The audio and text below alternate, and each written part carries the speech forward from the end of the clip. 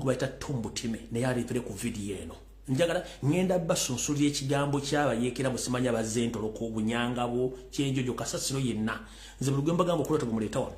njira mutagingire Frank Kajiji tumwebaze naye abere ku video eno ajibereko Yoseri Mani oli mu America olina hoteli wekwese bakunonya tolabikako nawe njagala bere ku video nkimanyi ba AIDS wakwade desimu olabe ibintu bino kubanja ba yali mungende nebake so Yoseri bakwoli njagala nawe bereko njagala kabogezi ba police babere kuno njagala omuntu asembayo gwe njagala mwenna abakulembeze ba national platform bere ku video asembayo gwe njagala mutagingire ye mukulembeze wa Filbert Kyagulanyi Center mu omukulembeze omulonde sebo okwetaaga ngana bagisimu fungize ojje ku mutimbagano wani sawa zino olize information yeno ojja kutegeera bala asajja kiba planning na kyekiddako so biba bantu benjagala omukulembeze wa Filbert Kyagulanyi Center byalabere ku video eno abakulembeze ba national platform nabonna nenga gwesinga okwagala mukulu Kasolo olumu Dick ye mayo bamanyage Dick olumu geno Major General Dick olumu ze muita Kasolo olumu so muntagingiro mukulu gwaita Kasolo olumu aje abereku wano Kasolo Major General Kasolo olumu mu Luganda ati Dick olumu njala abere ku video nga tunatandika alright kati ndowooza njala tuite mbwa kubanga manyi muliro obudde butono nnyo mwagala genda kola bintu bino birala nnyo yenna nyine toilet njala abere kuno mumanyi ensonga lwaki yagula toilet yegendayo ndozabula byekola effect zapo lwaki omuntu agula toilet n'atambula nayo leo muita nanyine toilet munenya kanjala tandika n'ekigolo njala tandika n'akaloozo kaalyo then tulyoke tugenda ku video eyatulese mukitegedde bannange alright mu kaloozo ka leero kagenderera Bannayuganda mwenna buli mujasinzira okulabira akatambi kano nga muno mulimu Munnayuganda ali wansi anyigirizibwa muno mulimu Munnayuganda atalina mulimu muno mulimu Munnayuganda gwe batwalako ettaka mulimu Munnayuganda atasobola kulya kyamisana mulimu Munnayuganda gwe babbako ebintu bye mulimu Munnayuganda ali mu magye mulimu Munnayuganda ali mu police mulimu Munnayuganda ali mu prison mulimu Munnayuganda ali mu UPDF ng'ogawumbidde namwe bannabyabufuzi abaga muli ku ludda oluvuganya ng'ate temuvuganya wabula musulumba busulumbi nga mutulirako oberenge ne chai kumacha nga mutisa abaana baffe muwambisa abaana baffe nenga muwoza muli bo opposition njagala akalozo kale kagende gye muli akalozo kale ngenda kajja mu nyengo y'olufumo olugamba nti nnyinimu waataba ebikere bisamba enju naye mu Uganda tunajjukirako gye buvudde katono myaka si mingi nnyo tejina myaka sigikira mu 3 plus yaliko omukulembeze w'eggwanga Milton Opeto Obote buti bwe yali agenzeeko okukyalako mu olukuŋŋaanya ensi zonna ez'amasemazinga n'ayogera oluzungu okubula okukunkumula ennyenje okuva mu baali bateeseza naye era bwe yamala okwogera ebigambo bamugamba munnange oyinza obutasobola kuddamu kubanga ewammwe ekibanyi kyagudde dda n'amenvu bakuwambye dda njira kubuuza mu magye ga Uganda temulimu musajja alinga Idi Amin Dada mu magye ga Uganda temuli musajja alinga Idi Amin Dada mu polisi ya Uganda temuli musajja alinga Idi Amin Dada mu prison temuli musajja alinga Idi Amin Dada mu Bannayuganda bakakolege betulya paani kumakya temuli musajja asobola kufuna mutima n'agandi kandidingo kwekalakasi bino sana mutekemo kyagula musoko muteke ebbali kubanga ye ne wansule uwe waliwo omuzingo gutunudde mu kitanda kye njagala abantu abalago jjeko Kyagulanyi mu UPDF temuli musajja asobola kukola nga Amini weyambira teyali jjeno ne buli omu atudde ali comfortable mugamba ate abazungu batuliddemu olukwesimi biki nyini muwataba ebikere bisamba enju obwo tebamuwambira yali w'amaanyi nnyo n'okusinga Yoseri tibahabula otabasera mutano w'akalekezi Yoseri ayidde to the extent neke nnyini yeetya yebuuza nkyafuga Uganda nkyagivuga kweri nenga akyagivuga muganya okuvayo kwekalakasa UPDF eganya okunyega buli kimba kikoze ne buli muntu ali awali comfortable faavayo kubawa information temukyagala gira buli omwali maka ga atudde ali comfortable kyokka gye musine muga nti wabu butuluma business zitubuze abaana tebakyasoma eggwanga likyobose parliament erwana buli mwavuma munne buli mwawemula munne eggwanga liri disorganized naye nga alifuga yayiika dda windows ne software tebakyasobola mumuteeka mu buli omwaka nuna maaso ng'ente erinnya loole buli mwali comfortable Obote bamugamba tosobola kudda Uganda bakuwambye nga muwamba yani ye Idi Amin Dada mu Uganda ba Idi Amin Dada twababula. Kale gwe musajja goli mu UPDF oboli koporo oboli major general oboli kano oboli general. Kye kiseera mutaase bana Uganda kubaga mulimu gwe mwasoma. Reason being Museveni simu na Uganda. 2 constitution yagityobola 3 assa abantu. Ekyokuna Museveni takyalina buyinza mu Uganda. Era ekimuweezaawo nsimbi na mundu na kusiba bantu. Kati mwabasoma constitution musoma mateeka mugawumbidde mufo kimwandibadde mukulembera bana Uganda. Muli na mutudde mugamba nti akijja kikola ki ekijja kijje muna musirise. Naye ekiri atabale kyekira nasigadde waka. Muganya okwerwa nako kusituka ngo musajja talikuwa tasobola kuwa commanding ali jali. Naye n'abasigadde waka kubuddeko omuntu yenna ensobola ganti tufusituse tujjutu tutaase bana Uganda. Mugamba muli dinga UPDF. Tuine gwanga kweri. Omuli omba amuloga. Kali yara bategeza ndabo gisimufungize. Ebintu bino mulebigena maso mu Uganda. Abamu awedde mu amanta ate kati Museveni yagenze muzu abamuzungu ba Muiselinda ko please wait a minute. Museveni amaze banga tagenda mu diaspora. Obaga tagenda bweru mu America wa Bungereza. Reason being abadde ina chatya. There are so many surrounding factors ezili mu kuitwa kwa Museveni. 1, hidden factor mumuje mutanna tegeera. He was called in that meeting to see the reactions of Ugandans, but mwinamwebasi omusajja baamuyise nga waliwo hidden factors baagala okulaga bana Uganda. Are they willing to take back their country? Buli muli mukuja biwojjolo, muli mukulya bigere byante, abala muli mukaliyoki, abala muli very happy nyo. Then ne muvone mugambo mwagala change, ne muvone mugambo ensi mujagala. Goza lwaki bamuyisa this crucial moment nga yeke nyini. The fact is Museveni akimeta sola kutambula taina toilet. Mulabe kigudde ku Salva Kiir. Museveni akimanyi he can't stay out of the country for few days. Niyo okuba akimanyi nti muyabaloga kye kisooka. Ekyokuleba bateka mu divide and rule. Ekyokuna akimanyi bulungi nnyo, nkiddamu akimanyi bulungi nnyo. Nti okuva ku kansala asooka mpaka ku kansala asembayo mwonna yabagula. Okuva kuba MP asooka bonna yabasiruwaza n'abagula buli omu atya. Amagye najjako abantu abalina powers bonna n'agateekawo abantu abatalina powers oba orders. Soka weebuuze. Nsonga ki erwanyisa Anita Amongi ne Pacis na Muganza?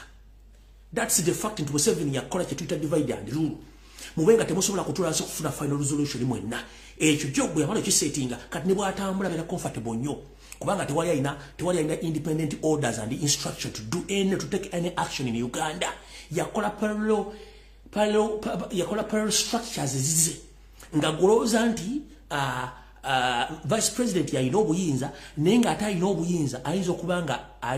ASP wa police nga yalina obuyinza okusinga ani vice president. Kati ye kye yakola ekyo naye nakyo kiba nnyo kuinfiltrating mu kiyingire mu kikube muzine ennaku zaataliwo mujja omusajja nga kye bakola obote buli omu ali mu tuloto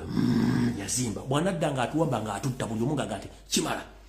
Ensonga lwaki omusajja ono yagenze naye akimanyi gyali atudde ku maggwa amanye ekintu kiyinza okubaluka essaawa yonna naye olwokuba n'ekisookera ddala tulina enkwe tetwesigaŋŋana buli omu agabumbidde. Tewali omuntu asobola gani tutandike ekintu kino so nga ate abantu batulinze naffe naye abantu buli omu ali comfortable atudde. Kale nnyinimu bw'ataba ebikere bisamba enju. Nkuwuliriza omulawo gutakungula yenna ali mu UPDF ku bintu byemmenye bw'oba osobola bannayuganda bakulinze. Naye munadde oko buli omu neyeetuulira gwa naggamba temutunuulira Kyagulanyi. Kyagulanyi temutunuulira nnyo mbagambye ne waasula wennyini waliwo omuzingo omusetinge mu nnyumba ye nti waafulumira nga mission bagitegedde nti yagenda okulinga basobola okukola ki basobola okuba ekizuka. Naye gwe ali mu UPDF gwali mu poliisi okoze omulimu ki ng'omusajja taliiwo nga mukimanyi tidde omuzungu essaazi nasobola omugamba nti yeka bakuwomye n'ataddayo kubaye omuzungu ali smart. Yayise Museveni ng'alina ekigendero kiragala kumanya bannayuganda omusajja afume for all these days ki kye basobola okukola. Bonna balinganga akamyu akali ku malaalo g'akamyu kannaku batudde kubanga yabawunzika. Okitegedde ekyo kibadde ekigolo kikabadde akalowoozo ka leero omusajja taliiwo buli omu asirise muli comfortable nnyo. Akalowoozo nkamaze ngenze ku kigula luggi era mbalamusizaako mwenna abanyumirwa ekigulalogi kansubenti muli bulungi kati nno njagala genda ku kigulalogi kya leero era nga njala kigende mwenna bannayuganda abali mu nkyukakyuka njala mukiwulize bulungi nnyo era ng'obubaka buno njala bugende ffenna abantu abali mu diaspora abaagala change era kansubenti ne mukama wange amaze otutuuka ku vidiyo eno mu bulamu bwaffe ebiseera bisinga twagala nnyo ebintu naye ate okubifuna si kyangu nga totadde maanyi na kulowooza mu kigulalogi kya leero eno struggle twagitandika ffenna nga tukulembezaamu Robert Kyagulanyi Ssentamu president omulonde buli omu n'aleeta amaanyi ge tewali yakola application kujja mu struggle buli omu yaleeta desire ye n'okwagala kwe mpita ku social media nga mpulirako abantu bangi nnyo boogera ebigambo bingi nnyo nze bankuba essasi nze banzijjamu eriiso nze bankola ki. It was your desire because you didn't make an application to come in the struggle. It was your desire kwali kwagala kwo love towards your country okitegeera kati that responsibility ffena gye tulina okutwala. Don't look at Bobby Wine, look at yourself. Totunulira Robert Kyagulanyi Ssentamu wetunulire gwe ensi yo gikoledde kiki kyoyagala ebeere oyagala tuga nti Kyagulanyi wanaafa nga struggle komaawo struggle inogenda maaso yekenyini yakugamba nti ze bwenvaawo nga kitegeeza struggle komyawo nedda tulina okusigala nga tuli ku mulamwa tutambuza ensonga zino kino kitukwatako ne munzikiriza kitukwatako ne mu business nti nanyini kigwa nti omuntu bwabanga avuddewo abasigala batambuza struggle eno mbadde n'amasimu mangi nnyo nga mpuliriza buli side ey'abakulembeze kubanga president yalonda abakulembeze mu diaspora recently n'awummuza yawummuza n'aleeta abapya naye waliwo conflict of interest naye ng'ate mu kintu kino buli muntu alina mu stake ye ne mu stake eno gwe obuyinza obuli luddawa tofa ku mukulembeze anya kukulembera gwe fa ku buvunaanyizibwa bwo nekyoyina okukola kubanga omukulembeze ayinza okuba nga alina desire ne interest ye ng'omuntu mu struggle muno nenga ate olumirira gwangu kusinga ye. Don't wait any leader was elected. Please do practice your responsibility as a concerned citizen. Don't wait your leader. Tuina weakness emu nga Abafrika naddala banna Uganda nti oli bamuwa responsibility ng'omukulembeze ate aba ayagala akozesa omuntu we nga tafunye advice from the other side abantu ba leadinga ye akozesa ekyo nti yalina okukola buli kimu n'atamanya nti omukulembeze sati n'omuntu mulala asobola ojjambala. Mukino ntegeeza ki baganda ffe muna bali mu diaspora abalina okubagana omukulembeze obwalondebwa n'obuliwo njala bagamba ekigambo kimu yes oyinza okuba omuntu gwe balonda tebatomwagala good enough ng'olina reason being lwaki tomwagala kituufu naye ate ne yamulonda alina ensonga lwaki yamulonda gy'ataakubuulira linda kiggwe afumita ki afumita mboobo kati akakodyo kaakano mu gavumenti waliwo omusajja oba omukazi gwe bayita IGG Inspector General of the Government. IGG ono yatunulira buli office yonna abali b'enguzi ababbi abakyamu n'abaleeta on board mu gavumenti ekola kasita IGG akola ko kiba kitegeeza owedde njala tukole ekintu kimu omukulembeze yalonda abantu bano abamanyi bulungi nnyo from A to Z naye ye kye yakola kaabalonda bateekewo newankubadde alina reports ezimu ku bo yabalonda bateekewo naye mwe kimulina okukola mubuvunaanyizibwa bwomwe kukola kye tuyita report ku bo ngeri conclusive mwina ne evidence mukikube ku meeza with immediate effect ajja bakyusa naye tuleme gamba tugenda balekera obuyinza ffe alolwokuba balonze gundi nze nzijjemu omuliro nedda oli mulekabire mu ofisi ye gwotwala obuvunaanyizibwa bwo bukole kubanga omukulembeze si yakulooleza si yakuliramu sente gwenda okwekalakasa si yakukiriza ogwenda okwekalakasa no buli muntu kola ekikyo oli wanga mukulembeze mulonda abere mukulembeze yes mulekabire mukulembeze just kola kye tuyita facts find omuno gwononye information yonna emulaga nti muntu mukyamu then olikogiweeyo action yetu ekoleki etekinge press dani okubanga tugenda tambula mu maaso nga tugenda maaso nga tuli mu bwetu ti nkimanyi nti abatukulemberamu bakyamu naye si essaawa gye tulina yakugenda maaso nakutwala Uganda maaso nabukulembeze mutumye abakulembeze kubanga essaawa zino lwe twogerera eri abaganda Robert Kyagulanyi Ssentamu kyamu nga nabo gye bali bwongo bwogambwe bwetyo Eri abagamba nti mutuufu naye gye balebaga kati gwaga nti Kyagulanyi mukyamu leeta obujulizi obulaga nti mukyamu nange kyenjagala wano nti bwe tuba tugaa nti gundi mukyamu yes ayinza okuba mukyamu naye tutandika okukola kye tuyita okuleeta rekodi tuziteeke ku mmeeza nti ogundi gwe mwataddeko ali ABCD information mugikwate mugiwa omukulembeze mugiwa omuntu era gwe kikwatako abantu abajja kukyusibwa tulwanyisa mu 7 tuleme kulwanyisa ffe kennyini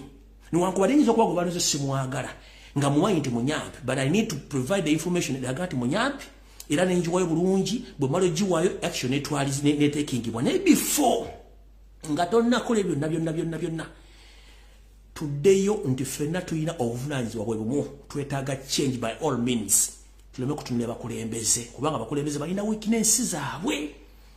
tetufollowing abakulembeze biki bakola tufollowing ffe kye twagala kubanga batunga tugenda kulinda bakulembeze awo tugenda kulwaawo kubanga bakulembeze ayinza okuba alina personal interests ze tekisooka ekyokubiri omukulembeze ayinza okuba alinze order mu struggle tetulinda sometimes order tutereeza tugenda maaso kati okwewala ebizibu bino byonna manya obuvunaanyizibwa mu struggle kikyoyagaliza ensi yo tolinda mukulembeze ebisigale tujja kubanga bwe tulaga kati conflicts within us or within among us nga nabo bakulembeze balonze mulaze power at this particular moment nga tunatula mu ntebe watifu nga mutuuse mu ntebe mugenda kutwitinga mutyaba abantu bamukulembera mbabuuza watifu mutuuse bwobanga mukyali wabukulembeze nga mulaga obuyinza bungi nnyo eri abantu bamukulembera nga musobola bawuliza bwe munaatuuka mu ntebe ate mugenda kukola mutya so kyembagamba nti kino ekintu lwala munyi tulekula ffekka abantu abakulemberwa balina amagezi bategeera abantu abakulembera beetaaga change kati gwe omukulembeze kyolina okukola olina kubeera nga ttaala n'omulisa gye balaga kati baba ne bajja nga bakola kibagoberera naye ate ttaala bwezikira tekitegeeza nti mulimu agenda kuyimirirawo nedda tusigala tutambula tugenda maaso abakulembeze muleke kulaga buyinza bungi nnyo eri abantu mukulembera abakulembeze omuntu bwakugambako nti kino kikyamukkiriza nti kikyamu kubanga gye tunaakoma okubanga tetukkiriza biki byatugambyeko please ojja kuba toli mukulembeze kirala criticism omuntu okucriticizinga nga alina reason as to why he or she is criticizing you get to know the reason as to why sit down with the someone who's criticizes you omugambo why ongamba bot nebot naye bino nsobodde ngenda tambuza ntya embeera eno mbeerewo naye the moment omukulembeze toyagala kucriticizinga nga gwolowooza nti omuntu bwagambako nti ekigambo kino kiriwo ekiti gwolowooza nti owalampi bakoze kino that is wrong no kuba kye tulwanyisa dictator atayagala kuwulira kannama bakulembeze batulonde bba temwagala kuwulira message eva mu bantu bemukulembera kiba kitegeeza tino tugenda genda ngenda kuwira mwenna bakulembeza bali mu diaspora balondebwa please with immediate effect abantu bemukulembera gwe musingi oba gwe musingi gwa struggle so simwe abantu bamukulembera gwe musingi gwa struggle gwe mukulembeza ngenda kumala wiki katatadde wadde $1 ne mu struggle omwana gwokulembera asaddemu sente omukulembeze banzira okuyita tugende mu demonstration nagalogera mu demonstration nga ye gwokulembera agenda mu demonstration okitegeera omuntu gwotwala gwogamba nti tomujja muwa mu kitiibwa nga alina n'obuyinza obusobola okuwandiikira ebola ku police n'asettinga demonstration muwe ekitiibwa it's a collective responsibility tukwatize wamu naye musooke mukendeeza amala n'obuyinza muga nti mulira muleka abantu bano exercise engero rights zaabwe bagende nti oli mukyamu kiriza nti oli mukyamu mutule wansi issues muzisetolinge tuke tugende maaso otherwise kyekibadde ekigwolo gikyaleero fera bali mu diaspora tukwatagane naye abakulembeze mwetereze bwe tuba twagala change muveemu amakoona buli alimu amakoona nga goli tibakwogerako nti olimu amakoona n'olya ng'onyiize teeka entebe yaffe wansi abaagala okukulembera we bali nkiddamu gwe omukulembeze kubaga nti olimu amakoona ne bakyogerako emirundi gisukkamu ebiri n'omeera akakazi oba akatima ku musajja nga toyagala kuliza bye bakugamba toli mukulembeze olinda kigwanyuzi mu nsi engunjufu gye twagala okuteeka mu Uganda the moment they criticize you with the evidence you have to step down nkiddamu the moment omukulembeze bakukoonako nti oli ABCD gwe n'ogaana okuvayo kiralifayingako issue kitegeeza you have to step down kyekitulwanyisa tetulwanyisa kubeera mu dictatorship ondala ng'omukulembeze the moment bakucriticizingako you have to step aside omuntu omu nakucriticizingako 2 3 4 5 community n'ogaana nti ate gw'okyakulembera oba okulembera ki no bwebanga evudde abantu bakucriticizinga atali mu 2 3 4 5 weechecking nti why bagambye kino kye kigenda maaso tujja kusobola okuwanga nawe tawangala ebintu bino kitegeeza ebintu bino tebigenda kutambula bwe tukola ki bwe tubyagala so nno kyekintu kinziza obagamba olwaliro then tugende ku video eyatulese ndowooza njala tandika ne video olwaliro mbutongole kansubire nti mukulu Dick Olumu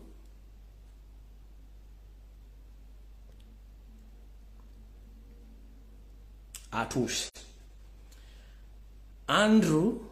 Adolf Mwesi atuuse Tom Butime Frank tumwebaze Kajiji atuuse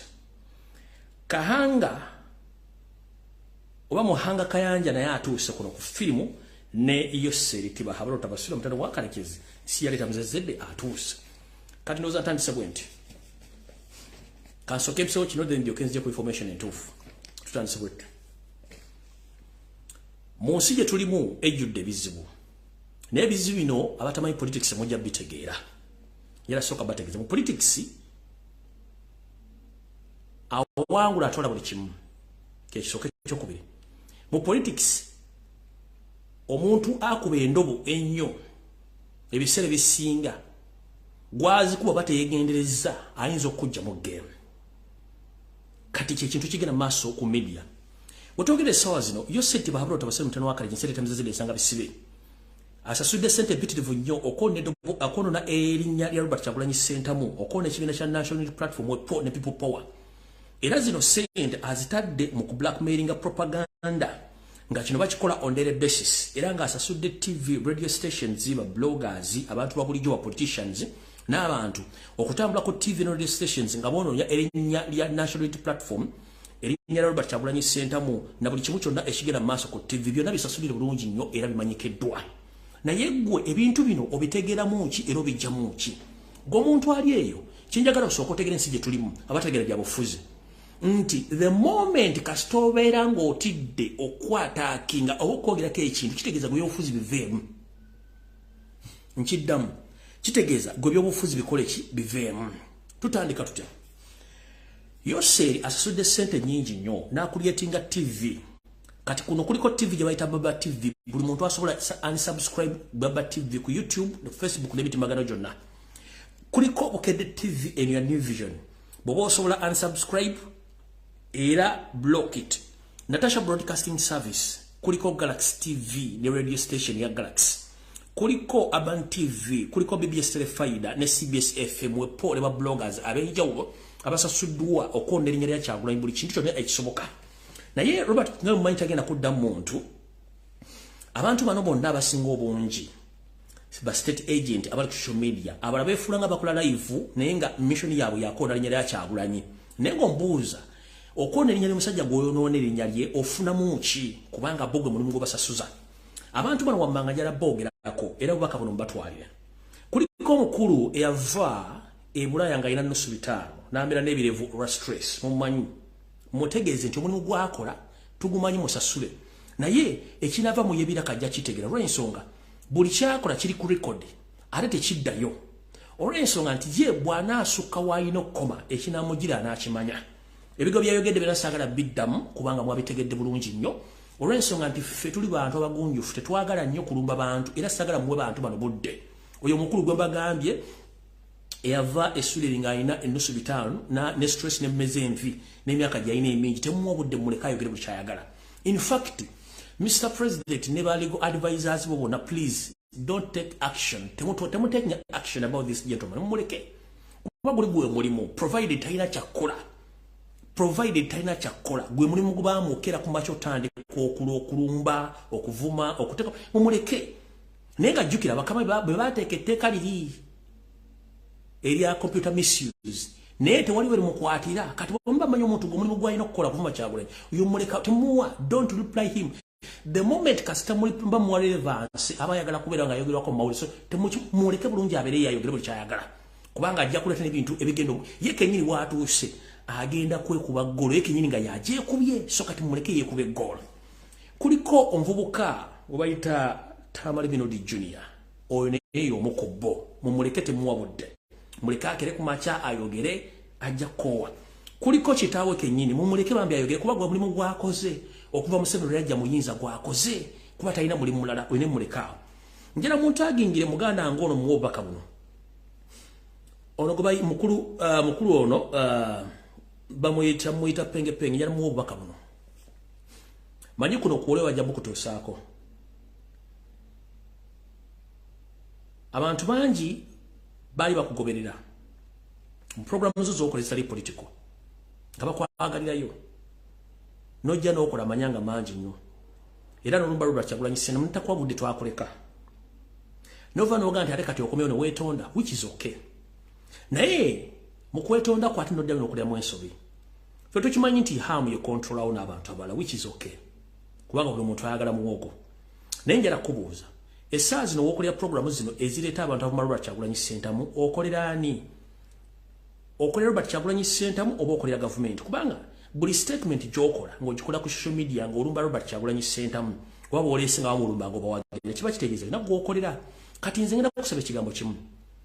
nasaba abantu obutakuwa budde era tebakuwadde budde naye njala kuga ekigambo kimu ekintu ky'okola gwe kennyini weebuzaabuza ng'afukaanaaba olina okwogera sayidi emu nti either mpagira oba siwagira naye okuva n'oleeta abantu abali ku social media ne bajja ne bavuma Robert Kyagulanyi Ssentamu bamuwaliriza buli kibaagala kyonna kitegeeza oliko ekizibu tomanyi ki kituufu ky'oli naawe tukimanyi bulungi nnyo naye ngenda kuga ekigambo kimu nti ebintu byonna by'okola tubiraba tetwagala kuwa budde naye ngenda kugamba nti programu z'okola ng'oleeta abantu Robert Kyagulanyi Ssentamu ekyo kikyamu kola ekintu kimu nga bwe tukimanyi bw'obanga owagira Museveni ne Muhoozi project do it directly dani okubuzaabuza abantu n'okuleeta abantu b'oleeta ku social media okumala Robert Kyagulanyi Ssentamu bwe abantu babaddeko gyo ku video yonna balabye kubaze mmanyi bonna mbamanyi sisobola kujja ku platform yo kuba ekyo nakiyita nakivaako naye mbamanyi kubanga nadde nsobola balizoninga out kuba bonna mbamanyi naye njala kusaba ekigambo kimu kola sayidi emu nti owagira oba towagira dani okuleeta abantu abamalwa Robert Kyagulanyi kuba buloleeta omuntu abamalwa Robert Kyagulanyi kiba kitegeeza nti gwe kennyini owagira ebikola by'okumala Robert Kyagulanyi Ssentamu indirect nga toweefula nti okola nti omuwagira ekyo kikyamu gwe nkusaba ekintu kimu sikulumbye siyombe naawe kola sayidi emu ensi emanye nti nyimiridde wano dani okubeera matanka nange empale za Museveni nkiddamu vaayo ogambe lumu nti wagira gavumenti kubanga oba wagira gavumenti you have to defend government to attack all its opposition bw'oba wagira Kyagulanyi then you have to protect and defend Robert Kyagulanyi Ssentamu dani okwebuzaabuza ng'afukaanaaba tugenze ku Frank Gashumba oyo mumanyi bulungi basajja mevule mbamanyi bulungi nnyo abo njagadde bayisa mbuyisa muleke mutegere bulungi nnyo kati ebirala ebisinga obungi njala mbitegere nga mbasomera message muleke mutegere ki ekituuse mu Uganda era n'ekigenda maaso mu Uganda olw'ensonga tebantu abasinga obungi temanyi ensonga zino lwaki weziri naye njala muzitegere bulungi nnyo olw'ensonga nti ebigenda maaso bingi nnyo tutandise tutya njala muwuliza ka message kano lwaleero bulungi nnyo mulyoke mutegeere ekituufu kiri nti mutegeere tutandise bwe tutya mukera ku macha nebulaba radio ne TV gye bayita Galaxy FM nga erumba Robert Kyagulanyi Ssentamu n'abantu abala which is okay kubanga basasula naye waliwo omwami gwe bayita Innocent na Habwe kati nga ye current CEO wa Galaxy FM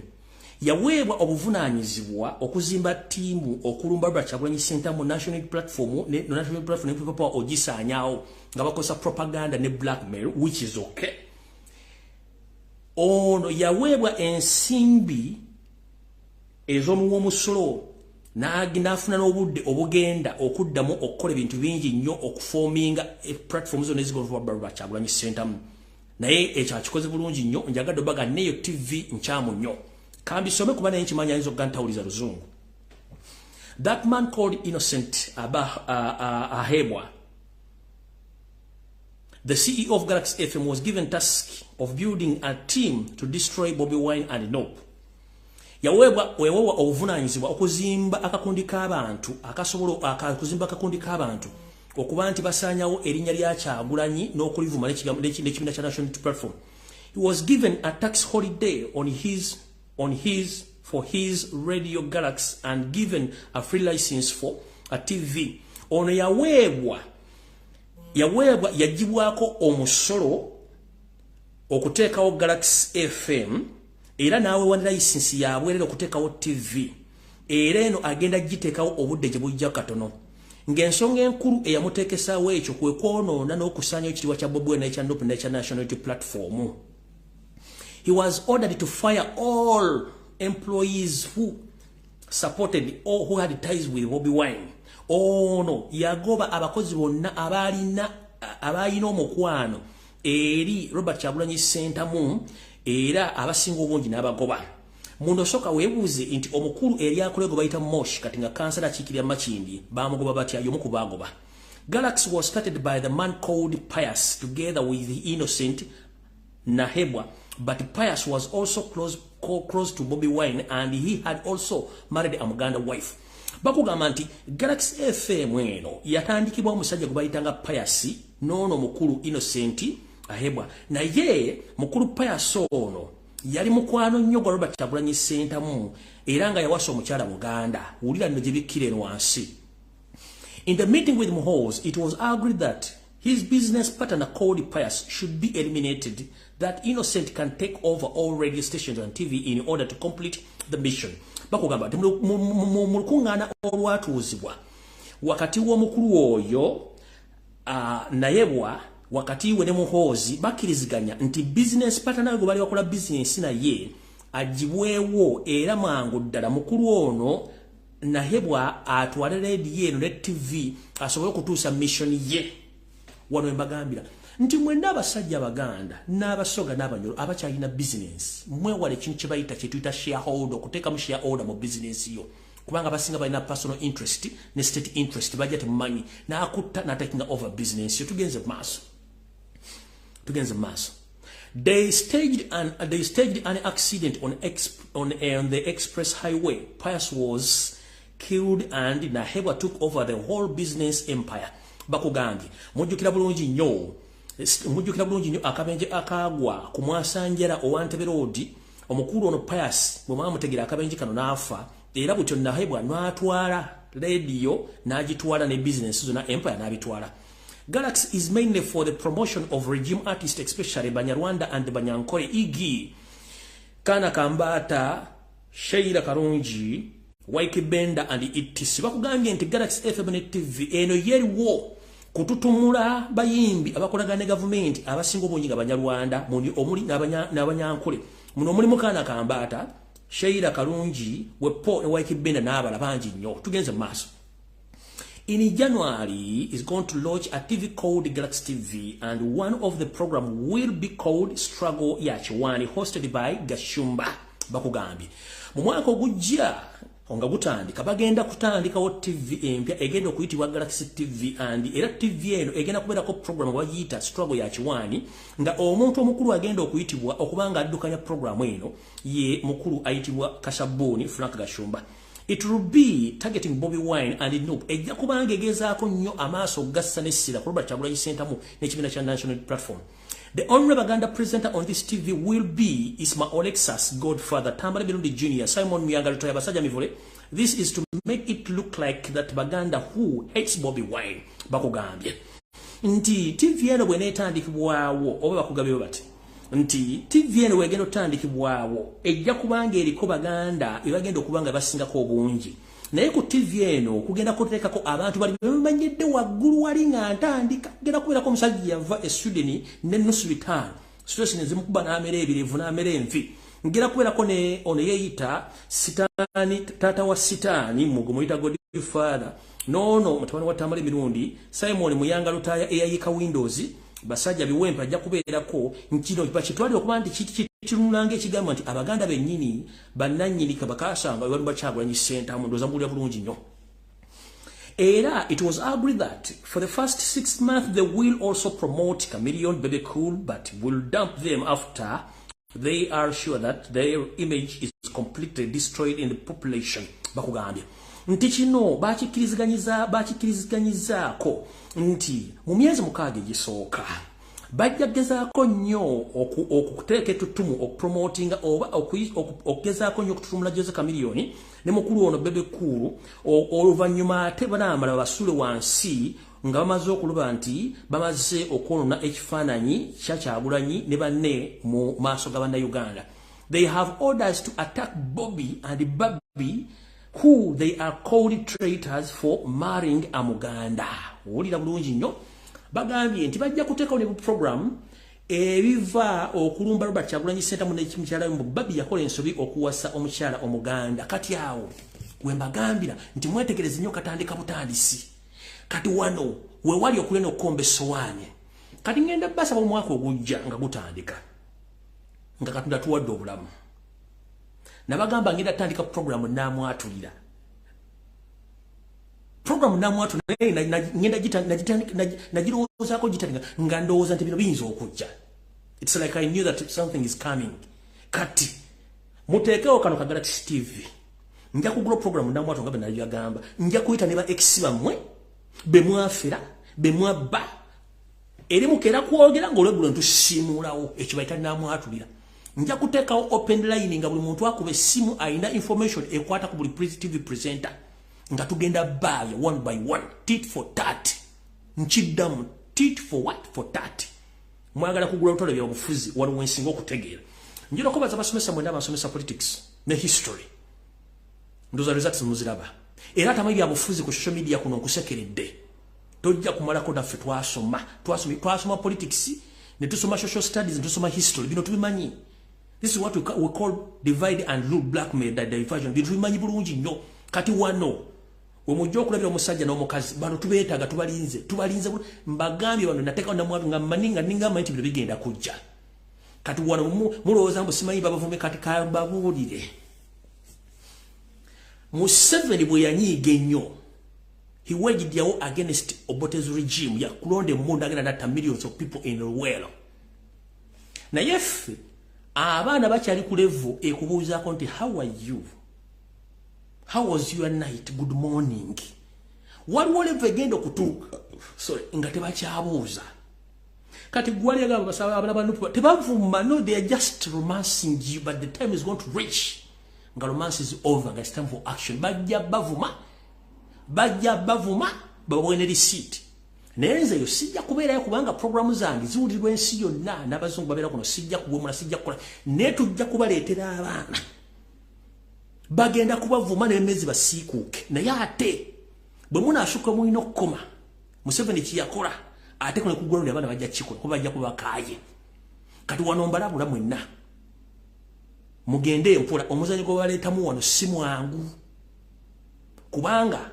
muliko ground gye muliko eri abaana abakoowu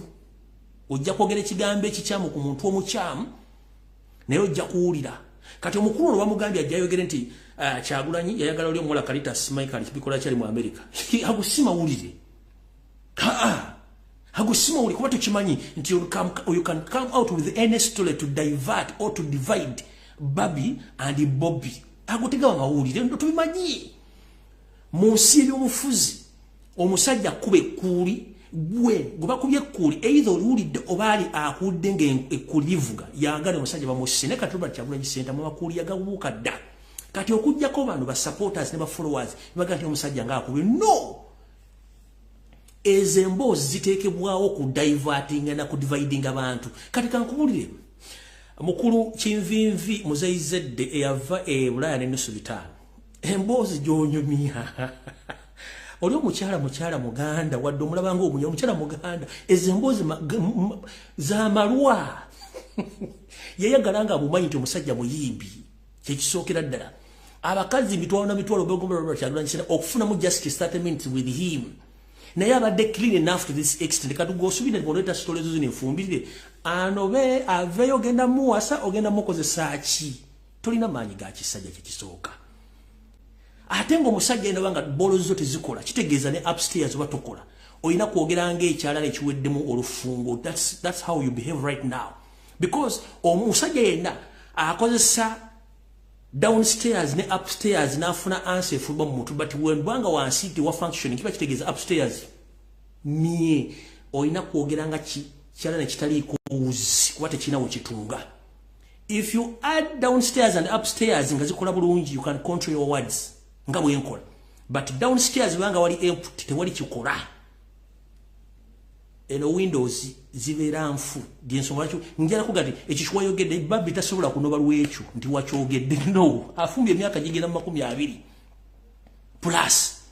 mukyala muganda lwakuba nti alimu olunya lwanko katisobola mujjawo goina bwanyiziza ne si Babi si Kyagulanya wanyiziza ba followers si Robert Kyagulanyi sentamu si Babi no Babi akimanyi who is Babi okube magere ngali ne Kyagulanyi nga buli mukazi ayagala Kyagulanyi mulaba kulwaki ndo muko ako mu kifuba kati chovola nabagamba lumbe ekintu kyomanyi nti ogenda kimanaginga you can't manage Robert Kyagulanyi sentamu ne Babi. Reason being, yawasa omusajja nga amanyi nti celebrity abakazi bangi abafuba okulanga basinkana Kyagulanyi tebasobola musinkana kati Babi manyi kyalimu kati gomune gwatuddawo ne bagamba katwala mbiza ile eno mbwa alina omukazi gwayagala agusima wulire agusima wulire bogata batule n'ekikondo nga tebikola emotoka tesobola kwaka kati yoyo musajja batule n'ekikondo tebikwatagana Windows italina kati walumiza ba followers so si Bobby oba Babi no way walumiza ba followers ye bali bulungi nnyo okitegera bali bulungi tebalina buzibu kati munnange ffe tugenda kolagana bantu nga mugolo molovo n'ogerera tebina kye bigenda kola okitegedde ffe kikulu tukimanyi nti mwatekebwa kwasama kuva ku macha paka lwaggulu nga musasulwa okudivertinga no blackmailing ebyo tebikyalya Bobby Wine tebikyalya Babi okitegedde bulungi nnyo yes kuba the officially married Bagina abana manager bwensi yone jimanyi bulungi nnyo and they can present themselves anywhere in the world. Gosobola kwa presenting ali akumanyi. Tosasula musolo, tulina kana kapama mutoyi, tosasula pampa, tosasula rent na mafuta bagulya magulire. Chichi. No mukazi gwalina liba mutwala. Kati gugamba oso tuna kyosobola. Kati kugeka kasitola nga downstairs te wakola. Kitegeza upstairs wagenda kubona abona. That's why nti kati obona abona you suffer, you come to very early in the morning notandika okwasama noleka nolumba buli omu no not because abatebagala bakuliza kumanya omanyi there is a difference between an old toilet and the new toilet sound zaawukana kati gwe olinga toilet yenkome empya bw'ogigenda mu sound yawukana ne toilet ejjudde kati golisa oli toilet yankome empya Rogenda muli muntu amantu wali mu toilet kati kyekyo munansoji wawunjise obuyisi njala boy information egenda maaso awo nvuddewo njagadde bategeeza ba bloggers abasasudwa buli kimu ne TV zigenda maaso tuyoke tugende ku information eyandese awo mpitidde obuyitizi banaye munansonyi wakatono awo alright kati ekitava ku sengejjero kifuuka wankindo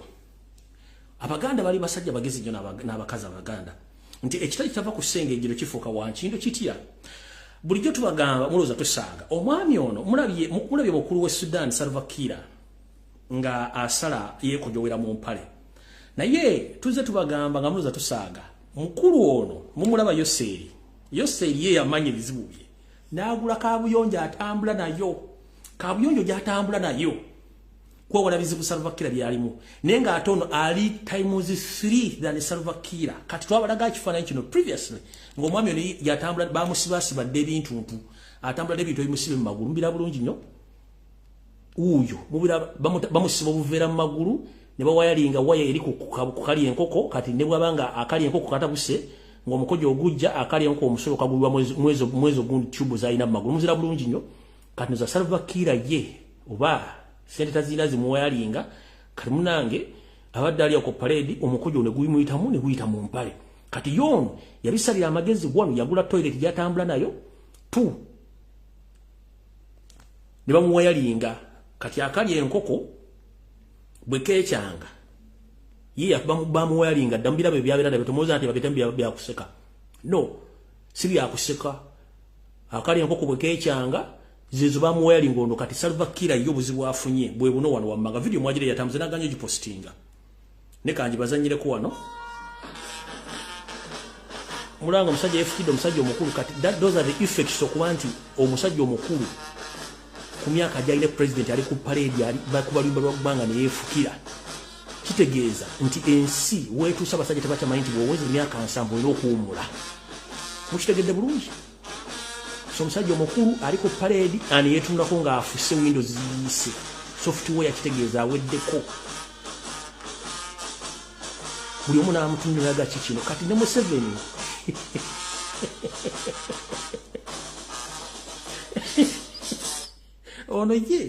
ono yamanya ebizibu bye n'agula toilet kati bamuwayalinga kati akali enkoko Windows software bwayika ngeri akali enkoko nga kechanze omukojo okagulwa muno muzino tubes bamusiba magulu zamukira bulungi nnyo mukitegere yensonga lwaki ye yasala amagezi bulungi n'agula toilet atambula nayo ne bamuwayalinga so no bukadde magezi ngate mbuto waliyo galina awo sigenda kulwawo kanjalagira ku information eyandese kubanga information na nyingi. Alright, kati ndowooza nsooke wannakiwala kingi eno bansoke mbo information. Okay, nabagamba nakiwala kingi mwenna nabagamba nakiwala kingi omu ku bafeera bali mu government nabagamba ali ku kisaawe Entebbe ya controllinga ebintu ebimu kati essaawa zino alina office ku kisaawe Entebbe agiyita the office of the president coordination office nembagamba nabagamba ndi bangiwerako bwino information bawerako bwino omwami omukyalo ono kati yavunaanyizibwa ku butawayiro book na kibagamba gamulooza nsanga mugenda kyulya mu video jengendo bazanyira naye nga office eno mateeka teriiyo ne yero book banaseze bagamba basasuza emitwalo 3 no yero book in fact abantu bagigula emitwalo 15 ku mitwalo 8 wogisanze nga ki nga ntono nga sente ntono mwoza mitwalo 3 muri baya ene office ya nakiwala ku kisaawe Entebbe yeyo nenga mateeka teriiyo one mufere ali mu government ali ku kisaawe Entebbe abonyabonya bana Uganda ne bu yero book yenanyiri office ye kati bagita the office of the president coordination office kati mulize muno muliro bufere buli ku kisaawe Entebbe byo mbaganzo ebyembera ko ne bwino no lindako mulize bulungi nnyo okusinzira ku mateeka buli Munnayuganda afuluma eggwanga alina okugema omusujja gw'enkaka oba guyita yellow fever era ng'okugema omusujja guno mu malwaliro buli muntu alina okusasula ensimbi eziri wakati w'emitwalo 4.5 n'okutuuka ku mitwalo 6. Omuntu wamala okugemebwa olwafuna akatabo akayero oba kayita yellow book akakakasa nti agemeddwa era nga kano kabalirwa musingiza kuno 6. Every Ugandan that comes to vaccinate 20,000 Uganda shillings extra. Wabula etwogerera nga kati omuntu alina okusasula emitwalo emirala 2 nakakasibwa nti ddala agemeddwa ekintu ekitabudde abasawo mu malwaliro g'obwannannyini. Okuzakatabo shillings 6. Okuze vaccination otadeko storage because limetanga tuswadi boli purchasing mu facility tuswadi kuba bantu bonna mulundi gumu wena distoringa otadeko abakozi so etugamba nti bwoba gitunze emitwalo 4.5 oba mitwalo 6 maximum it is okay. Ni Munnayuganda atasobola kugenda malwaliro ga government ajasobola okujja mu private nafuna empisa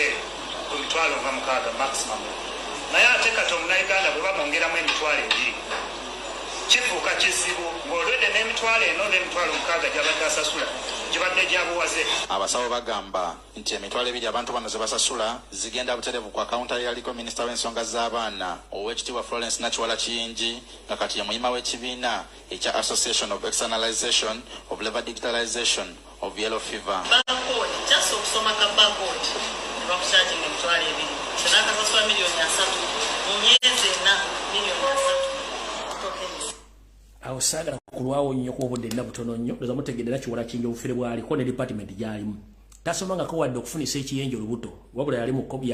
mu mugundi yellow book vaccination ku kisaawe Entebbe tasomangako wadde okufunisa ekiyenje olubuto oba cross breeding ekiyenje kati y'omu bali mu ministry mwene coordinating ayo vaccine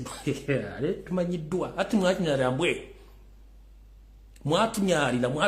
mbwe kati awo nvuddewo sigenda kulwawo kati kanyere ku kyande sekulungi nnyo tutandike video.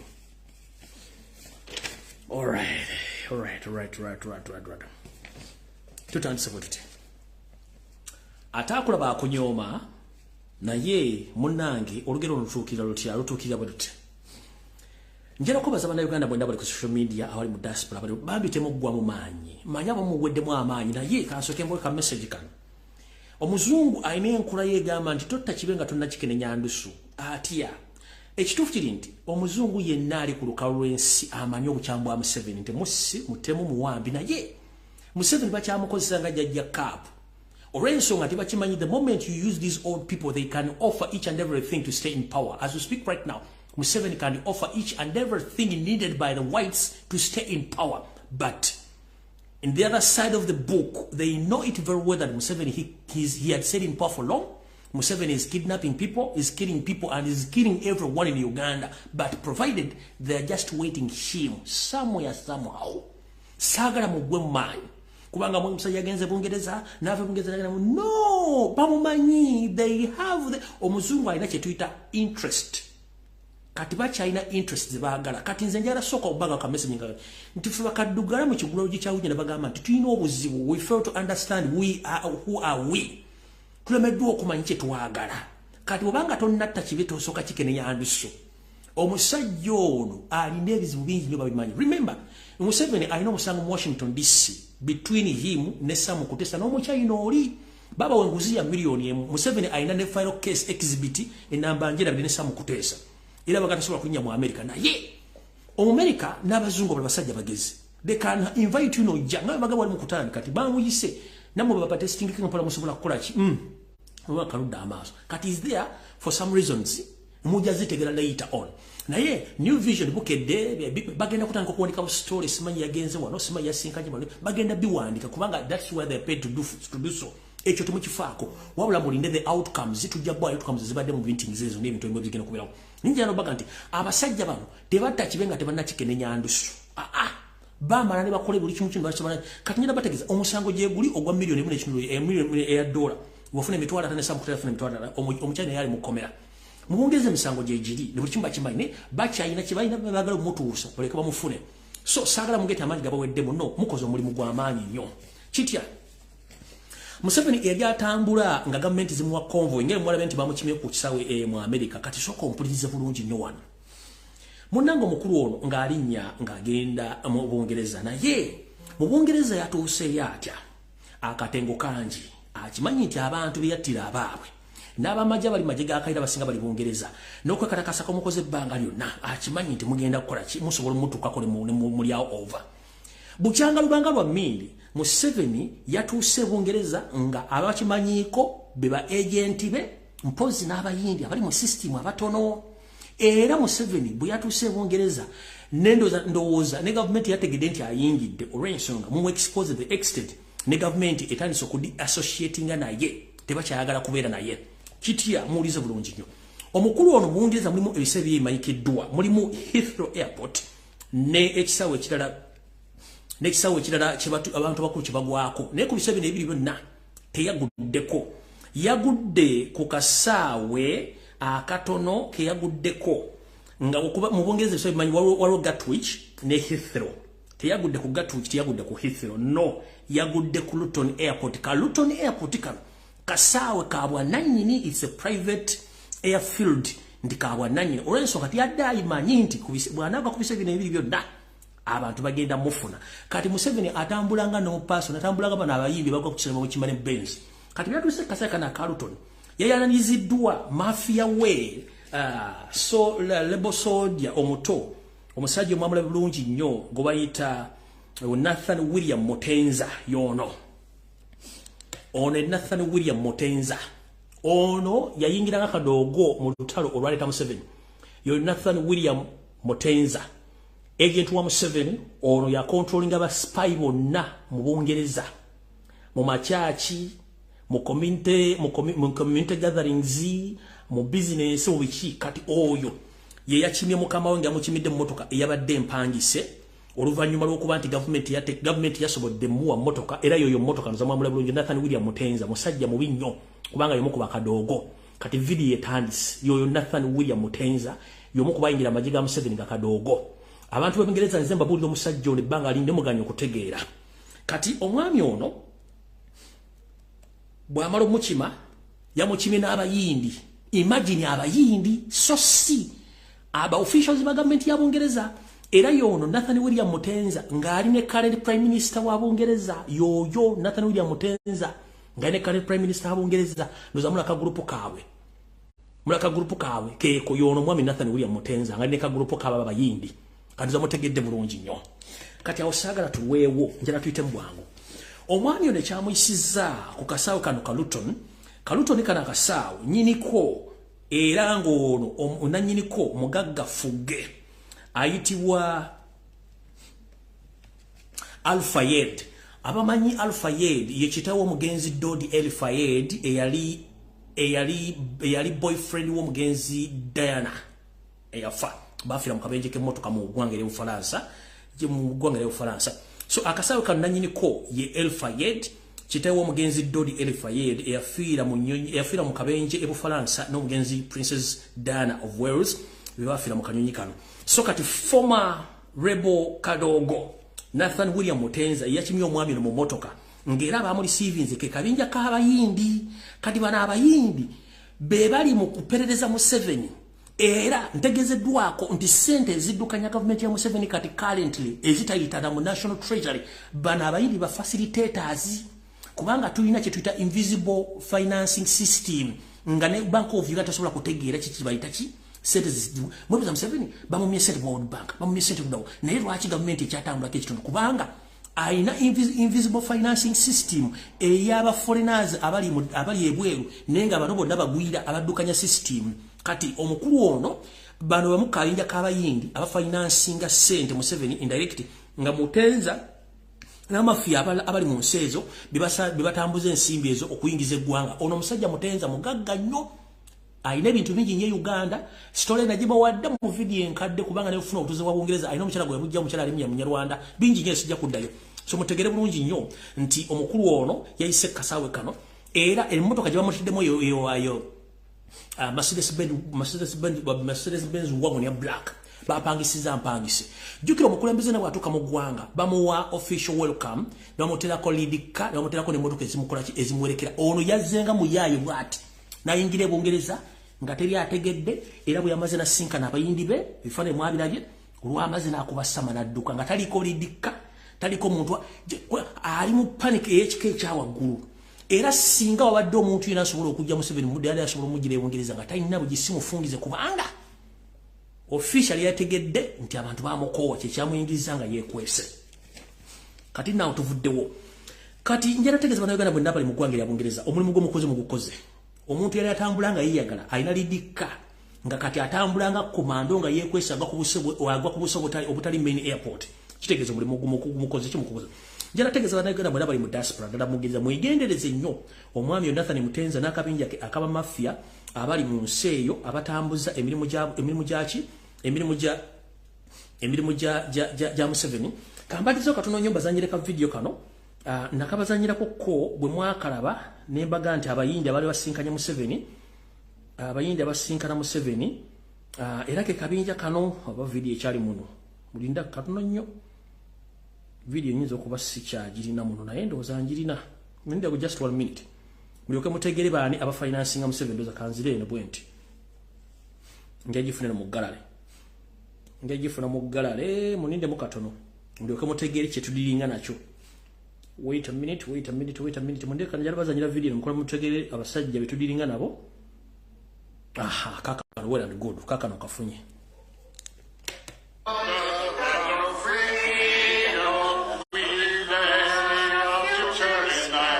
kabinja kabayindi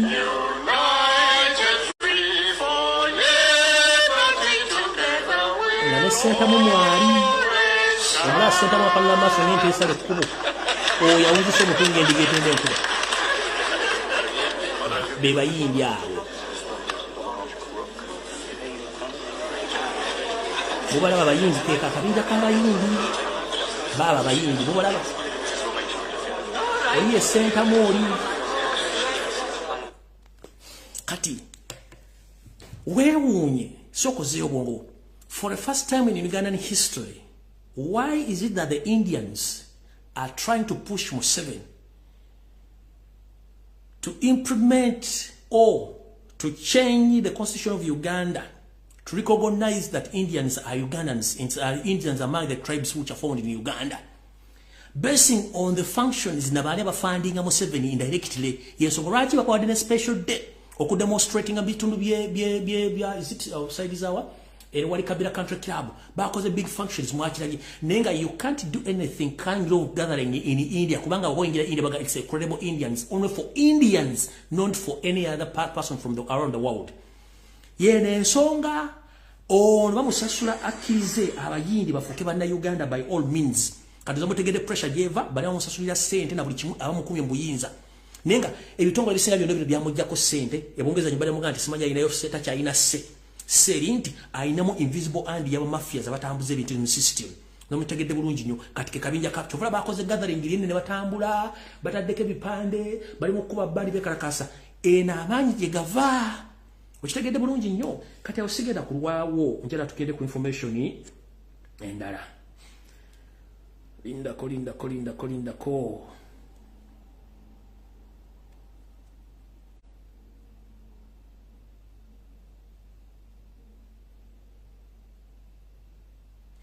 okay ekyo nkibagambye katugenze ku information kati Mr. President Kasubenti ko olina bakulembeze mu national platform njala bategeeza bana Uganda mwenna one major Kasolo Olum Major General Kasolo Olum wa Major Dick Olum Kasolo njagala bere ku video yagambye bwat. My name is Major General Dick Olum. I'm the UPDF Mountain Division Commander based in Fort Portal. I am also the UPDF Operations Commander for Operation Shuja. I am here in Kibuku, general areas of Ntoroko, where one of my battalions of 8 Mountain Battalion is situated. It was this morning that this battalion under Colonel Saulo got information that actually a number of ADF had crossed from Congo to Uganda, and they had crossed by midnight. It was around 1 o'clock in the night.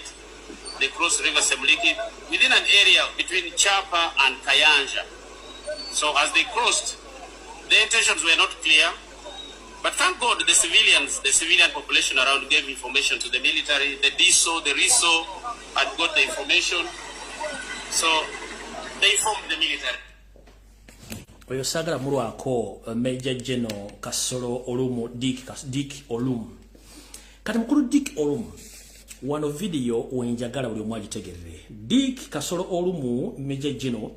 mukulu Adolf Mwesige Tomutime Frank Tumwebaze ne Kayanja Muhanga njala bategeeza era ntegeeze gwanga ekisokera ddala ebitundu bino byonna kati ebirimu obulumbaganyi njala tegeeza public nti bano this is not ADF. No, it is not ADF. ADF is funded and was created by Museveni himself. And there is no any other attack which has happened in Uganda recently, even yesterday or today. No.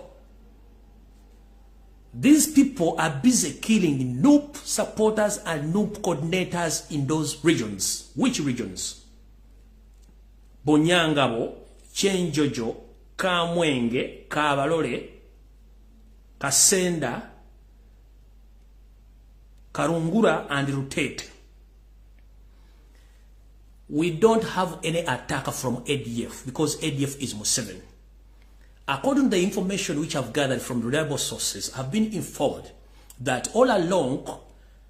Adolf Mwesige, Tom Mutime, Frank Tumwebazi, and Mahanga Kayanja, Uncle Tomohoz Kanyarugaba, these people, they were tasked by Museveni to clean or to cleanse out the NUP influence in all those regions. So as we speak right now, there is no any other ADF attack. These people, they attacked and they camouflaged and they staged the attack. But in the same way, they were having a mission of killing NUP supporters and NUP coordinators. As we speak right now, all those so-called who were killed with the 15 people, those all are NUP supporters and NUP leaders. And thereafter, killing them, they were again readdressed as soldiers with army and police uniforms. Nchidam. Teri yo bulumbaganyi wa ADF. Amaje aga M23 naga UPDF gakuma okuva ku boda ya Rwanda mpaka ya Uganda yona weyingirira okwegatta ku Congo. Aga UPDF M23 gigakuma boda izo nazonna era nga Rwanda ne Uganda balina ovunaanyizibwa ku nsala ezo. So tewaliwo muntu yenna yavudde Congo na bijambia nabagambe bijambia byonna Museveni yabirimu ne banne era mission izo nabazimanyi abantu abali mabega bya bino byonna bayagadde okukola ekintu kino kasoke mbaddiza kato Museveni yategedde nti ali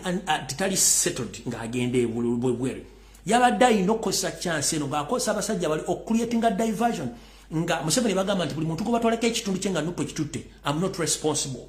So you have to cleanse or to clean out all the opposition, more especially the Nuupu. Kati abantu bonna abatiddwa babadde basajja ba Nuupu era bawagizi ba Nuupu, ba coordinators n'abawagizi. Tekuli wa ADF n'omu, bo lwambaza obatta ne babambaza ebyambalo. Ngera mission yeno Adolf Mwesigye mwali, Tom Butime,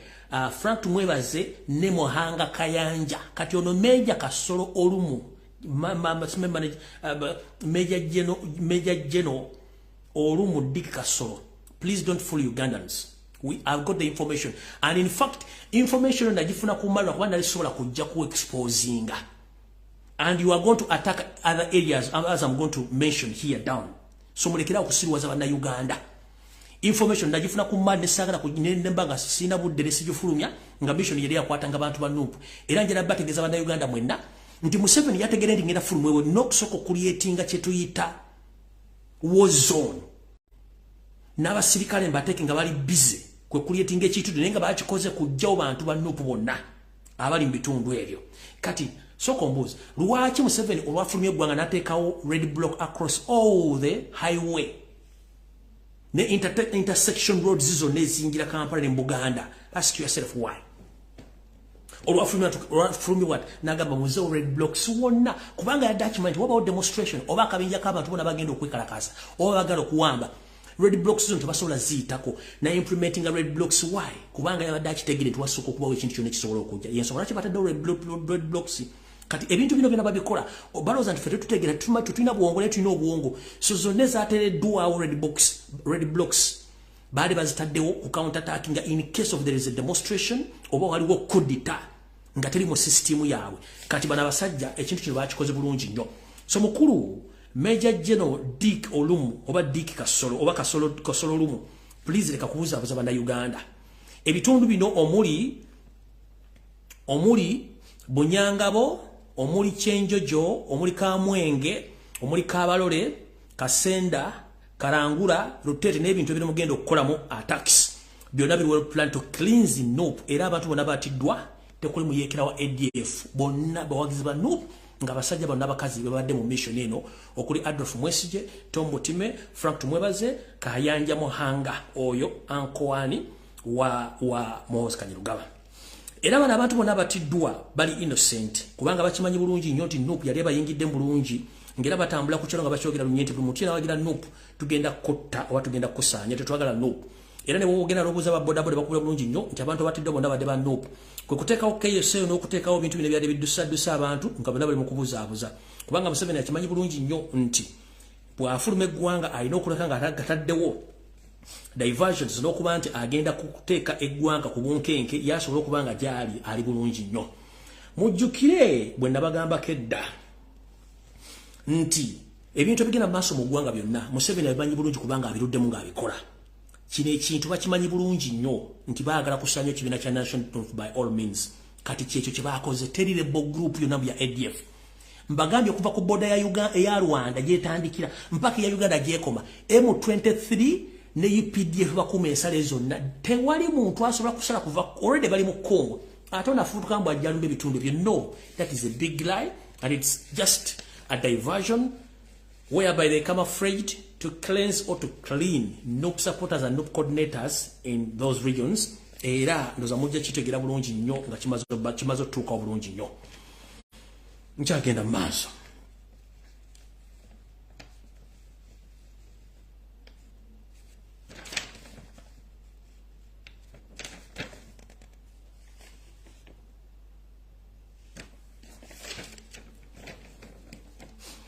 Era ndera bategeeza nti areas endala ezigenda okulumbibwa ekibinja kyekimu bagambe nti ADF muno mwe muli Bunyangabo, Toro Sub-Region, Kijura, Kabende ne Kabalole nkiddamu. Ebitundu bigenda okulumbibwa basajja bano aba UPDF nga beefula nti banoonya mbu ADF yeri. Mwe muli Bunyangabo, Toro Sub-Region, Kijura, Kabende ne Kabalole very soon kijja kujja. olw'ensonga tebakimanyi bulungi nnyo nti omulimu gwe bakola gwa kuggyayo bantu bonna abawagira ekibiina kya National Platform naye nga mbabuulidde abakikoze ababadde mu ddiiru eno mwe muli omusajja oyo gwe bayita Aldroof Mwesige, Tom Butimbe, Frank Mwebaze, Kayanja Muhanga, Nono Diki Olumu, Major General eyavuddeyo n'ayogera ebigambo bonna bali mu mission era bagimanyi bulungi nnyo olw'ensonga bakikola bakimanyi era babambaziza olwamaze okubatta bambira babamaze engoye z'abaki z'amagye nga bwe kikola okubuzaabuza eggwanga. So don't be fooled by that spokesperson, that Major General Dick Olum, because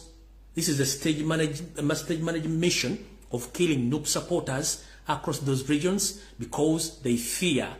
that anytime people they can gather and overthrow Museveni's government. So don't be fooled by those people. And I'm here to expose them. Kanononga for the war. Ngenda ku information endala tuyoka tugende kubanga obudde tulina butono nnyo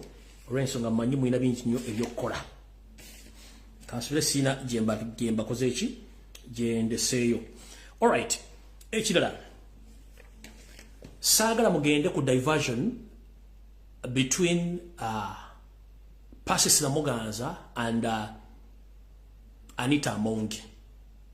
It's a pure diversion. Nobody can impeach Pasis Namuganza. And don't be fooled. Nobody can impeach Pasis Namuganza.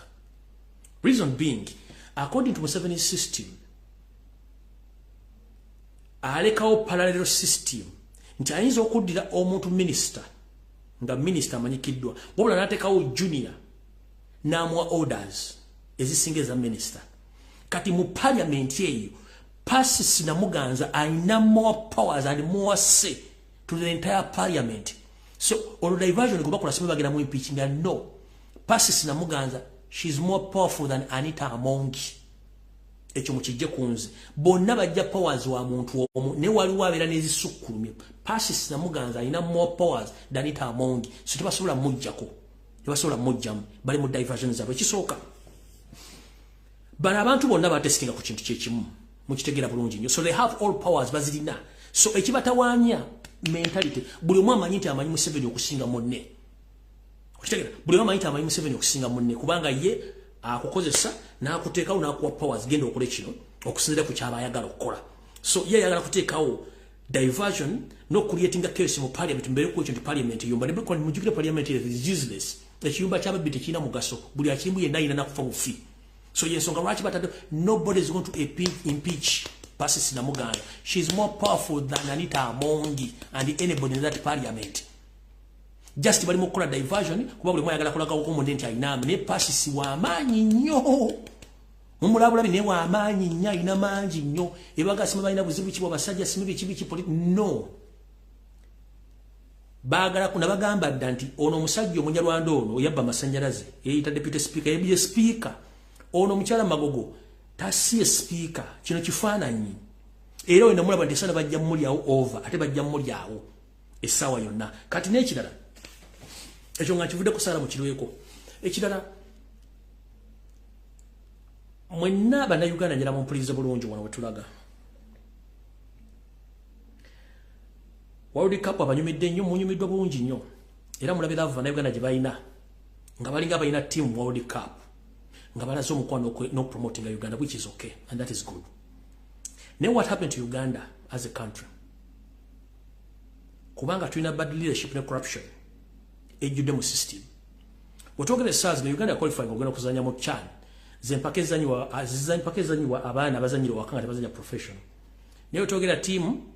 nategezeddwa nti egenda kugibwamu kubanga of lack of cash teyina sente. But remember Magogo ibalwanyisa mulindwa bamulwanyisa ne bamujjawo kwa mulindwa yali asobola okukwata sente zimulindwa teyali corrupting nnyo to the extent of Magogo. Naye soka webu timu egenda kuvaamu mu CHAN nga tebalina sente. Naye Magogo yasobola okukwata sente mukadde 200 n'agula Range Rover n'agiwa girlfriend we esigadde azimuwazulemu ebizigo n'endala nnyingi nnyo. So such people temusubira nti Uganda egenda kuva ku system weri egende tuke wino tutusobola. We can't qualify in any big tournament. Tetusobola kubanga tulina mismanagement mu FIFA kyekisooka. Ekyokubiri tulina ba corrupt officials. Ekyokusa tulina abantu ababbi abalogo nga tebakiriza mupiira ekyokusatu tuyina abantu abatali qualified kubeera mu offices nga yijja isitanyiro kubango amanyo gwogerera n'ogutegera naye nga tasobola gumanejinga kati kyekiri mu fufa bwebanga timba genda jijja mu lack of money wakwata milioni 4 n'ogulaba motoka n'ogiwa omukazi sigana ozimwazi gulemu ebizigo yeyeruse nga ate waliwo sente ziva mu FIFA eziddukanya omupiira mu Uganda nga nazo muzibba bubbi n'osula tu Uganda qualifying tesobola kubanga ekisooka eggwanga muri fudde lya kuzanjiramu wano mwagoba Lawrence Mulindwa ne mu sindikiza musajja David Obu omugenzi ne mutako pressure nakuba pressure nafa ozona yayine bizibu management it's okay ne buli muntu yena agezezzaako ku development nga talent ya football mu Uganda mu sudde wansi bwemba temwavuwaziza mumuloga bwemba temuloza umusetinga na buli kimu kikoze kati as you speak right now magogo wadde sereze gwanga nozigula mu Range Rover ya mukazi wo kuboyagala mu oje ekiwojjolo esiga nozigula mu ebizigo kati timba genda gijje yote genda mu cyane ani abafiirwa ekisawo kye Nambole kati mukera ku machane muloto ne mukamu mu 7 mugenda ku hosting Africa Cup of Nations hosting ne Kenya muina ki mu Uganda mu ekisawo as you speak right now kisawo kya Mulindwa ate nga nakyo gye bujja ko wanata kifuddeeko bajja ki disqualifying kitegeza tetuna kisawo Nambole yagenda mujja kule buzi bamumenyeewo kubanga olede omusajja ali musimanyi manager yesewanyana siwe yesewanyana yani simubbi mulwadde bamukwasa ekisaawe nga ne basiba nowe bakyaliwo bamukwasa ekisaawe nga kiramu kale ekisaawe kiringa toilet y'enkoma njala kubuuza emikolo emipiira gibadde gisaalibwamu all along sente zibadde zibamu ziragalo esesaba kwefandinga kati basabye budget ey'okuddabiza ekisaawe ng'ezimba ebiseera bibiri kati kyembaga nti obubi magogo tasobola kuba na kondemiga kintu ekyo wadde okubuuza national team banga terina kisaawe national team banga terina kisaawe kyayo tetusobola qualifying buli kimu Uganda kifu kyovola abantu balina okufa magogo olina okufa nawe omupiira gwa Uganda okutuuka ku level eddaga magogo olina okufa oba ofudde bakubya sasi oba kutomedde oba kuloza magogo olina okufa Uganda okutuuka wolina okutuuka mutulidde talenti z'abazanyi omwana ayitamu n'agenda ku pro ne mukubira tiimu essimu is not good enough and we are not going to recommend him omwana abasaba international transfer certificate mujimumba mbwamwe bulijjo mwebuuza waki Uganda terina bapulo ku international level ku tiimu zennene because abasajja balina ennugu omwana avaano n'agenda ava e Kampala nga basambye tournament tiimu ne zimwagala n'atuuka ezimbwa ne zimuma international transfer certificate ezo zolaba ezimagogo nga baagala ssente omwana bw'ayita munasamba akaji era bamulimirira n'alemererwa professional ye newankubadde affe empisa z'Abannayuganda size ziryawe ennungi naye ng'ekisinza okulemesa Abannayuganda omupiira fufa yennyini abakulembeze ba fufa obubbi obugirimu n'okuba nti n'omwana okujja okusaba recommendation olaba ne Mujibu yatandikawo academy eri professional naye mwamulemesa n'abantu bangi abaza okusaba certificate batandika academy namwe ne mubalemesa muze tutwagala kwogera national team batalina kisawo sobola ku trainingira tetusobola genda ku international level yonna butugenda kusaba World Cup it is impossible nga tutenda bano bamagugu ayina kufa n'abalala abaana bali kata bali mu kulaga ensi zonna laavu netuuka ku yabaloze ate kati beyafe yabaaki bakubuuza ne national team osoma abantu 10 nga tolina gw'omanyiiko kubanga eva buli muntu ajja tulina Bannayuganda abasobola okuteekawo tiimu B ez'emipiira eziri ku international level abali mu different continent nga basaba professional football but okubayita temusobola bayita kubanga you can't manage them omwana ali more professional than the manager siga manager omupiira than the manager ali mu fufa nga ali mu professional nga wanaja nagamba Mr. Magogo omulimu guteekeddwa kukola bwoti Magogo sigwa ntegeerera I'm the president kati such nonsense nga temusobola kukkiriza nti omuntu asobola okukubula eki kati abaana bangi bali bagazisobola kusambira Uganda kuba management nfu management infu tuina timu bili esobola kujja n'ezisamba mu World Cup ne qualifying netwala n'ekikopo naye abantu abali mu management y'omupiira mu Uganda bonna bafu basaana kufa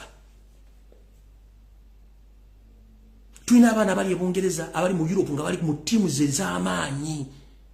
niwakubaziza okubaze mu first division of second division nga bali manyi balina professional skills ne bajja kujja basange Magogo alowooza kugula bizigo bya Anita Amongi kugula Range Rover omwana ajja babuuza where is the national pitch oba the national stadium for the national team magagera tulanga mbya tunode mukale gagenda kubera bwo okitegera nenga kyamubuuza eri gyabira national team ine kisaawe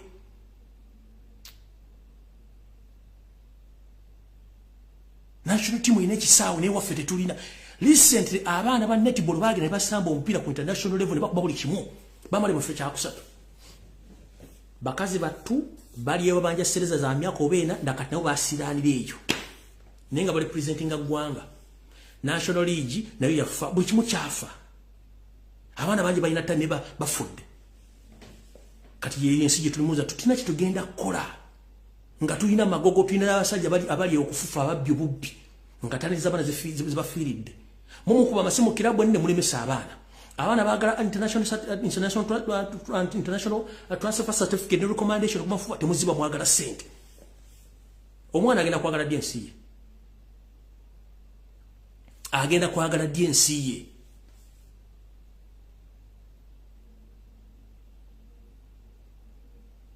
ni abana bali obudde bugenze sigeze da kikata awo nvuddewo buli omwajja kwetigida kyenjogedde mu kijjemu makulu wekinyiziza seetonda kubanga kyembanjogedde kituufu ngenze ku nsonga endala esembayo eno njagala bere kusho buli omwajja olize bulungi nnyo buli munnayuganda yenna wooli obuyinza buli mu ngalo zo nabagambanga tuleme kwesiga nnyo muzungu kubanga nze abansomesa history abansomesa ebyobufuzi bambuulira omuzungu yaani nange ne musoma kati ffenna bannayuganda abaagala change we should not put trust in those people no omuzungu alinga ssaawa ekyukira mu ssaawa na mu ddakiika kubanga buli lunaku essaawa zezimu bwe zitambula ebwe bayita omuzungu ayawukana ssaawa omuti bbiri naye ng'asigala ddakiika zezimu n'essaawa zezimu zaawukana figures bwe tuba twagala change obuyinza buli mu ngalo zaffe essaawa zino yoseri ali mu America naye akimanyi nti ewaka kiyinza okumukyukira naye tuganya okusituka n'omuzungu alinze tukole kye tulina okukola tuganya okukyuka nga twasituse ntugaka tweddiza obuyinza omuzungu yasooka okujja n'abagamba bannange nsanyusa obbala nali nabalinda edda naye nga saa zasobola kibagamba nti mukikole asirisa that's when we Africans we are suffering reason being as we speak right now previously last year in a conference ne all African leaders ne batula ne bateesa what are they bali discussing ati nabamala China ne bayita bona bakulembeze ba Africa ne batula ne bateesa bali bateesa ki ne tuvaawo America bayise bona bakulembeze ba Africa batudde the same people the same continent everyone who wish to pass his business he just called African leaders because boba ina personal interest so siku abantu babo kati fe botubanga tumanyi tuwagala continent ya fenesi ya fe Uganda we should focus into wins abuli mufe twekolera ekintu kino muzungu ajja tusangayo ajja tugoberera nebwe tunaatuula ngamanyi tunakisobola kukola ajja singa agenda ne ba dictators tovula benseze institution zekalakasa then after muzungu azega seko nebwe tunaatuula obutuuzi nga tunakitugenda kukola nebwe tunaganda muzungu ya tayina kyagenda kukulya kubanga amayinti obuyinza ye buli kaseera abira ne interest ajja bwagenda naye omuzungu alinga wa taxi gwatudde mu ndata kwetaaga yagala oli ajja sola mu mulida for 30 minutes nenga gwatudde omo obudde bukuleka mukama wa kulinzi nenga otudde mu taxi agenda gwafumanze no kuwanze no gagali mu nakuma nyoko kola kimuno mu vamu ona bala bajja kuja kubanga ye interest ye jayagala ai interest zaze mu kuyita buyisi so sigwa atudde mu ndakati gwa ayagala obuyinza wekolemu omulimu ng'obudde bukyali omuzungu ajja kusanga tolina muzungu tana kyagenda kukolera gwe ne bonoga nti kati wami Museveni saazi omuzungu yagenda osoka ku mmeeza bannange twali twabalinda dda mutukolere kintu naye kati tana kyasobola ku era muyise n'agenda katambaga don't put your trust in those people power belongs to you and you can change Uganda anytime anywhere. More people will follow you because they have interest in Africa, but when you keep quiet, that you wait for them to do that work for you, a big no, musituke, tana chagenda bayamba, icho chibabu ulia musituke, yayagala nnyo ebintu ebyononese yenajja n'ayingira mu bintu ebyononese naye munda mugenda kozesa diplomacy Mbabuuza kati Abafrika bali ne Russia ne batula n'abasubiza ensiri gwe baga webale nnyo China ne bayita ne batula bonna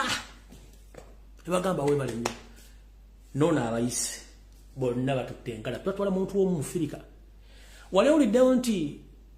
Asian countries baziyise mu kitundu bwe zigenza mu seminar mu conference. Have you ever heard that those big nations, they have invited all Asian countries together for a conference? Have you ever heard that the Arab countries have been gathered somewhere in Europe or in America for such conferences? Or in China or somewhere else? Why is it ever Africa? Because we lack common sense and we lack confidence. We think that we can't manage our continent. Someone else can manage our continent. Why? We can manage it. This is simple mathematics. Have you ever heard? What do they call Asian countries? Kubanga bamanyi neffe tuganya okutegeera ne bana Uganda muganya okutegeera.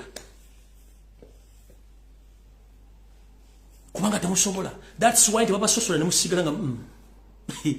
bakumanyi bajja kusosola olwo otegeere. Bana Uganda musituke. Temulinda muzungu. Muzungu ajja tusanga. Omuzungu ajja tusanga omuzungu alinga nswere wali ekiwunya wejja ewatali kiwunya tejja nkubuulya. Omuzungu nswere wali ekiwunya wejja ewatali kiwunya tejja. Nkiddamu banda Uganda musituke muddiza obuyinza bwammwe. Bomutasituke temusuubira nti bagenda bayambako. Muzungu nswere wali ekiwunya wejja.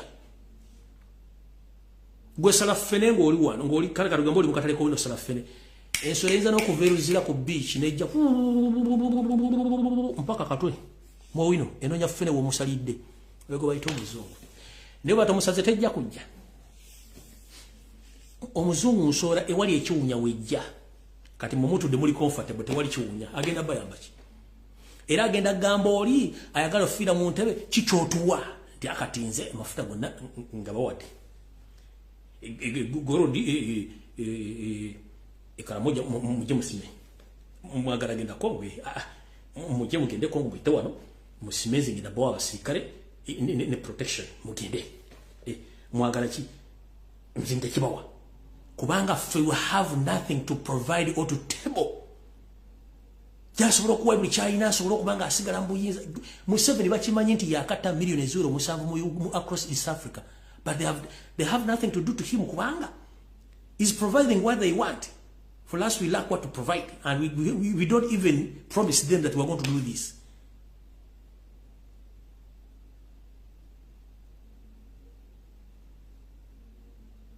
Take it.